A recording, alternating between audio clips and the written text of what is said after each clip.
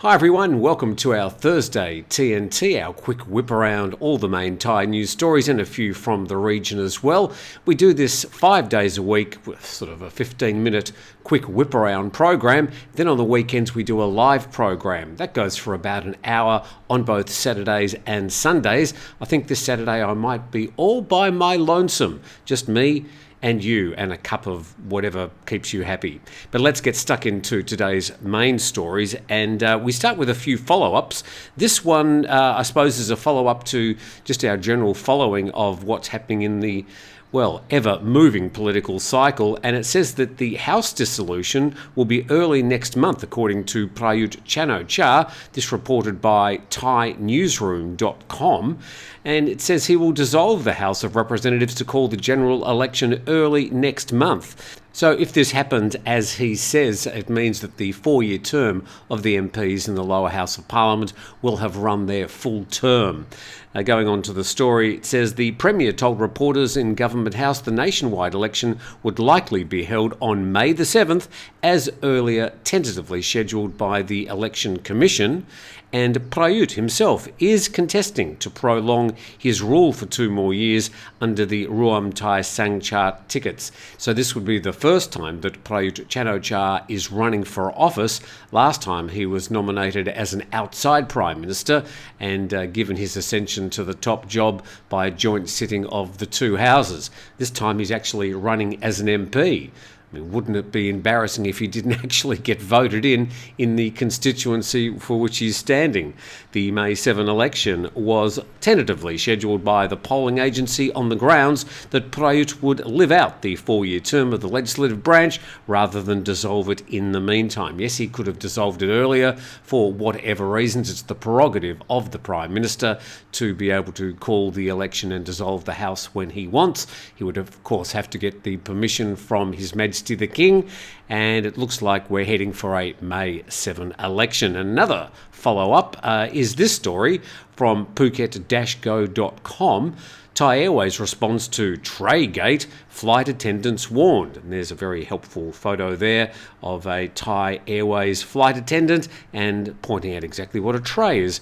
Thai Airways has suspended members of a flight cabin crew for failing to remove 3 food trays from passenger tables during a flight from Singapore to Bangkok last week. The decision was made following a complaint uploaded on Tik Tok in which the food trays were visible on the foldable tables during the landing of the plane. That's the way that you file your complaints these days, via social media. Thai Airways launched an investigation, announced the suspension of the cabin crew members for 1 month without pay, and they've also received warning letters and will undergo safety training. In a Facebook post, the airline emphasised its commitment to passenger safety and stated that their flight attendants must follow a safety checklist before takeoff and landing. As I said at the time, certainly no one died in this incident, but the tray should be removed and the tray tables stowed. It's just a basic safety procedure that you'd expect on any airline around the world. So that's our 2 follow-up stories. Let's go to this one. It says that Russian and Thai arrested at a Patong cannabis shop. Patong, of course, in Phuket. And Katu police arrested these 2 people, a 39-year-old Thai with 175 bags of cannabis buds, and she's been accused of selling a controlled herb without a permit. And also a 34-year-old Russian man, he's been accused of working without a permit.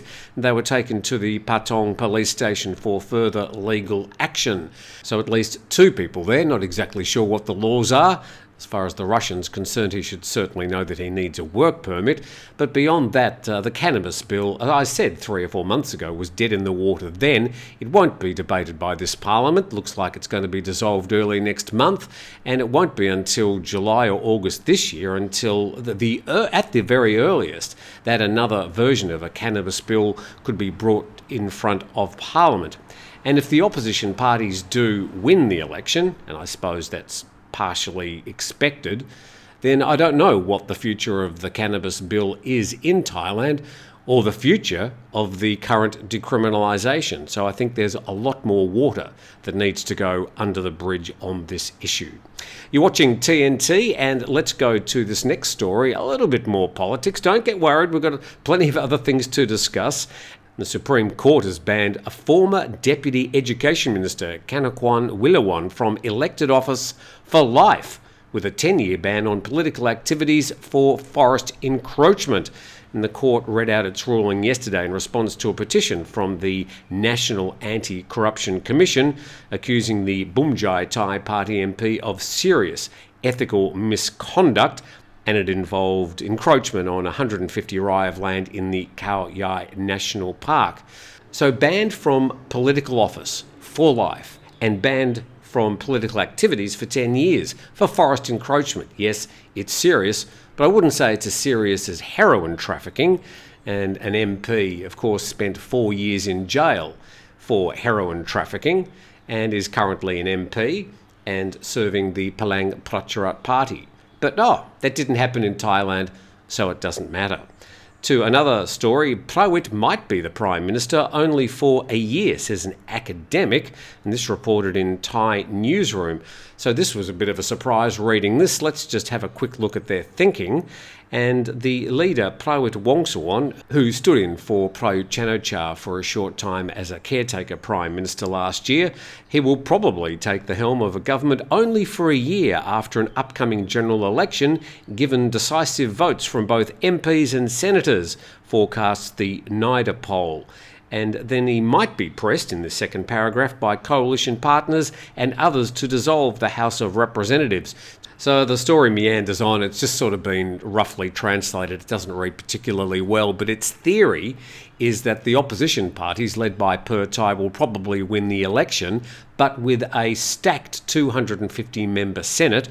They're all basically former army mates, army flunkies, friends of the current Prime Minister Prayut Chan-o-cha. They'll probably vote for either him or Prawit Wongsuwon as a Conservative Prime Minister. So the story goes on to predict that that situation would probably only last for a year before they'd have to dissolve Parliament, because it would be fairly unworkable, I would have thought. Anyway, that story by ThaiNewsroom.com. So here's something you probably don't want to see on an airline next time you fly. This story reported in the StraitsTimes.com. Tape used on plane armrests commonly used for cosmetic cabin repairs, according to Air Asia X. Let's just have a quick look at what's going on there. So is it some sort of interior decoration? Are they holding the seats together? What's going on? Photographs of the interior of an Air Asia X plane with yellow tape pasted on some of the armrests went viral on social media. And down the bottom there, one photo in the post, which was shared more than 2,000 times, shows at least 8 seats with layers of yellow tape on the armrests. And Mr. Alvin Tan, the Malaysia-based long-haul budget carrier's head of engineering, says the vinyl tape is commonly used for cosmetic cabin repairs, and spare parts orders placed back in August 2022 arrived last week, and repair work is currently ongoing progressively to fix all the arm caps, he said, adding that a shortage of spare parts is affecting operators worldwide. He explained the tape was a temporary measure to prevent flight disruptions. So it's okay to fly around with crappy armrests. You just put some sticky tape over them and hope nobody notices. Here are some more photos there, just a bit of a close-up. Let's zoom in there. Oh, look at that. Wouldn't that inspire confidence in you when you jumped on the plane? And they had to get bright yellow sticky tape. Couldn't they have got some black gaffer tape or something? At least it would match the vinyl on the armrest. Wouldn't be quite so obvious. Thanks to 5 Star Marine, our sponsors on the program. If you are looking to head out on a private tour to the islands off Phuket, I can think of no one else to recommend but 5 Star Marine. And there's a link in the description of this video.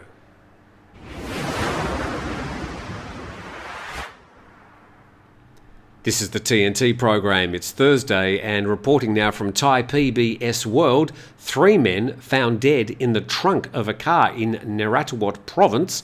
And there it is, a small blue sedan found its way into that lake or that dam, and police in Thailand's southern province of Narathiwat are investigating the murders of 3 men whose bodies were found in the back of a sedan which was half submerged in a pond in the Wang district. According to police, the 3 men, aged between 25 and 40, were shot with guns of unknown calibre, believed to have died about 3 days ago. All 3 were shirtless. No identifying documentation was found with them. Initially, police believed that the 3 were killed elsewhere and their bodies were disposed of. And police found the body of another man yesterday morning, not far from the scene of the 3 bodies in the trunk, and police believe that the cases may be connected. Nasty triple murder, bodies in the boot story down there in the south of Thailand. Moving to our next story today, and more than 500 motorbike accidents in 2 months in Phuket involving foreign tourists. So this is an ongoing story about the problems in Phuket at the moment, principally around Patong, with a lot of tourists riding around on rented motorbikes. Now, I was down in the very south of the island just 2 days ago. It's an area called Naihan and Rawai, and there were just thousands of motorbikes. There would be 10 motorbikes to 1 car. That was about the ratio, and I would say that only 40 or 50% of people were driving around with actually any type of head protection or helmets on their head. So the situation is pretty much out of control, and the police don't really seem to be doing much about it. So the story says that more than 500 motorbike accidents in Phuket have involved foreign tourists in just 2 months, and the Vice Governor said that many accidents recently have involved foreign motorbike riders. In most of the accidents, he says, the foreign tourists have rented motorbikes. 80% of them don't have driving licenses. Some were just wearing swimsuits, driving at high speed. And the Vice Governor says that we're trying to solve consistent problems about motorbike rental businesses renting to tourists without proper documentation to prevent road accidents and motorbike races. I think that should be RACES. But anyway, it is a bit of a problem, and I have to say, amongst all the motorbikes and tourists floating around the south of Phuket, when I was down there on Tuesday night, I didn't actually see any police down there at all. Probably some checkpoints at just before lunch. That's the popular time for checkpoints. But they really need to be cracking down on the actual rental shops, because they're just renting these motorbikes out to anybody.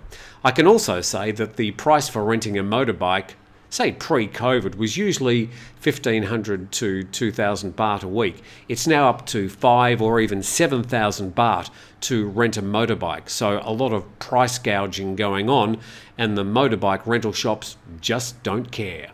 Let's go to our next story now, and this is reported by the Pattaya News.com. Police arrest a wanted French fraud suspect hiding in Pattaya. They didn't do much to hide the man's identity beyond just a bit of a black stripe across his face, showing the front of the residence and also his motorbike. So I think a lot of people up there would know exactly who he is. A Frenchman wanted on a European arrest warrant for fraud and money laundering valued around 369 million baht was arrested in Pattaya at 10:30 a.m. yesterday morning.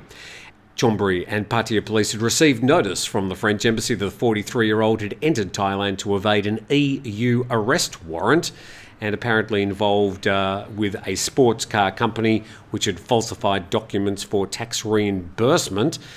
And 369 million baht is a lot of tax to avoid, and the man was charged with overstaying, and the Pattaya police said they would coordinate with the French embassy to deport the suspect to his country to face fraud and money laundering charges. So it looks like that man's little stay in Thailand has come to an abrupt end.